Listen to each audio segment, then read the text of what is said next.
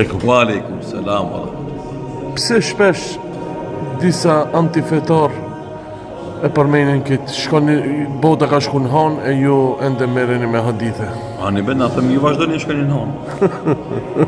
Na lënë me hadithe, po këto vetë më gëzu me na muslimanët që gabimisht imitu e zhvillu jetën, ato na shojnë. Ti vazhdo shkon në han, pasi ti qash me rakini me shkon në han. Na si na me rakini me shkon në han, ato na me në tokë. Janë akuza shumë pa lidhje, shumë pa vend. Dhe thot, unë jam hoq dhe jam ekspert i diturive fetare, që quhet teologji. Edhe flas për teologji, unë tash me fol për fizike, për kimi, për astronomi, për nda qesharak. Po, na themi, çdo shqiptari, çdo muslimani studio, shkollo, so shkollë fillore, mesme, fakultet, je për mas dituri shkencës, edhe pasi ku të mri, është shumë ma mirë se sa me koni ignorant. Edhe jam i bindur se nëse një shqiptar më dëgjon mua kur flas, nuk do ishte i tillë se kemi kështu pyetje. Se kishte shku vetë në hanë edhe kishte thonë çaj pi hanë jam të fol se ku më dëgjoj hoxhën do të thonë mësoni, lexoni, studioni, shkollohuni, arsimoni, përparoni edhe ku mrin, këtu ku mrin. Kurani dhe porositë e pejgamberit ton Muhamedi sallallahu alaihi wasallam vazhdimisht i japin rëndësi diturisë. Edhe kërkojnë për njerëzve të mësojnë.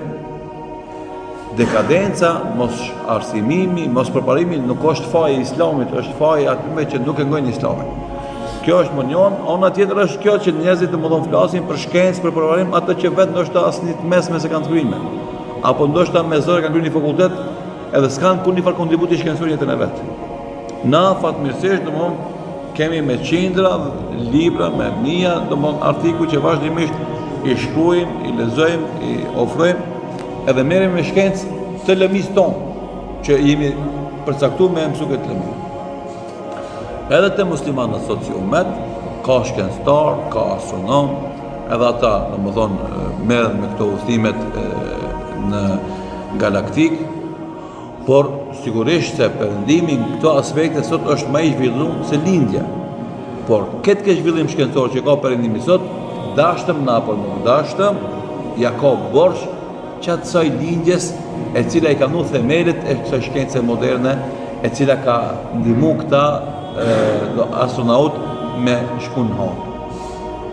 Edhe Islami s'pengon ti me shku në hanë, asë nuk e ka prioritet me qu në hanë, Islami e ka prioritet ti me qu në gjennet për te hanës.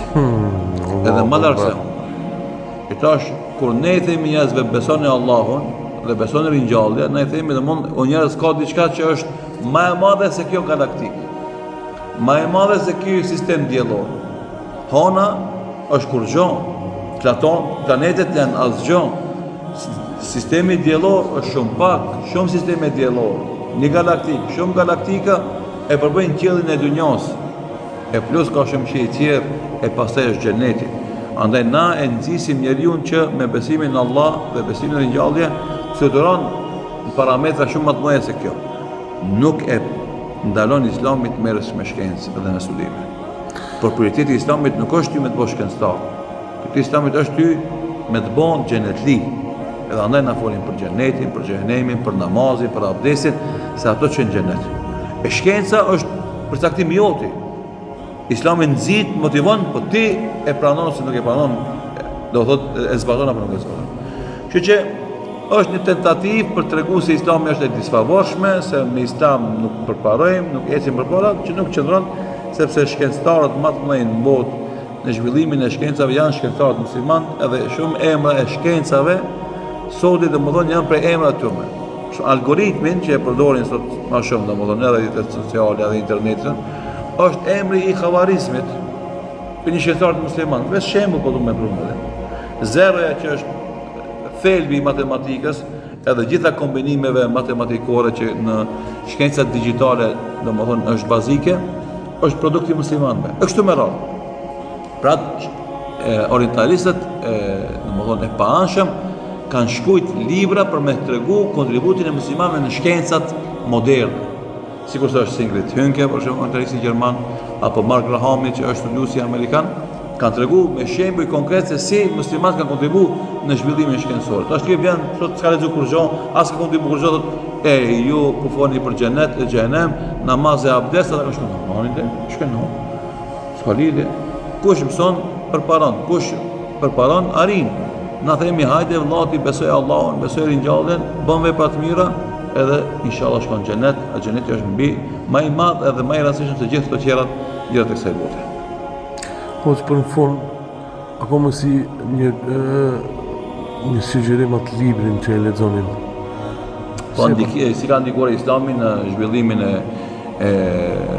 perëndimit, Mark Grahami, domethënë është autori, përmendna unë si emër, është mirë faktikisht ta lexojnë secili njeri, ta kuptojnë dhe kontributin konkret të muslimanëve në zhvillimin e shkencave dhe zhvillimin e perëndimit të matematikës. Allah shpëlbej. Selam aleikum. Aleikum selam.